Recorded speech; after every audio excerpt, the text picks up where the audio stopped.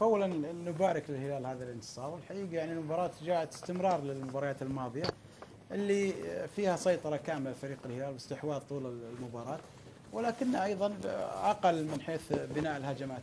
الشيء الجميل انه الهدفين اليوم الاول والثاني كانت يعني فيها عمل ممتاز للاعبين، فيها تبادل كره يعني مبدع، وبالتالي سجل الفريق هدفين. لكن لا يمكن مقارنه الهلال بالفرق الاخرى.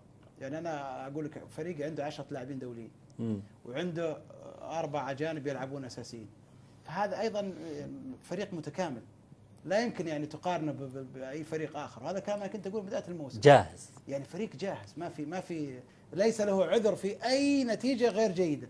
ولكن الفريق حتى الان خصوصا بعد ما تقدم، يعني بعد مباراه الاتحاد اللي يعني وسع فيها فارق النقاط، اصبح الفريق يؤدي بارتياح، ويؤدي يعني بطريقه متجه باذن الله الى النهائي ثقة أكبر، بدون اي ثقه وهدوء واستقرار بدون اي مشاكل.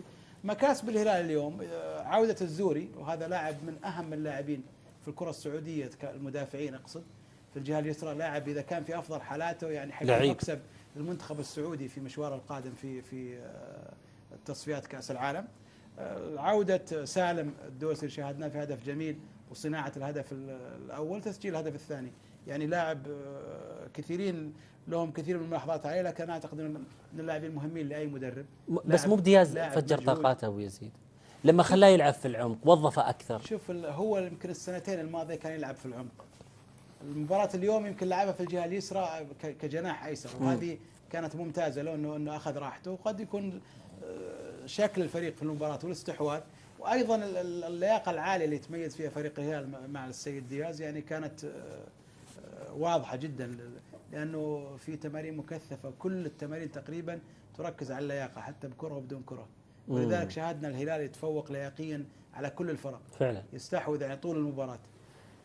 لا زال طبعا، شوف انت على مستوى الدوري ما تحتاج اكثر من هالعمل هذا.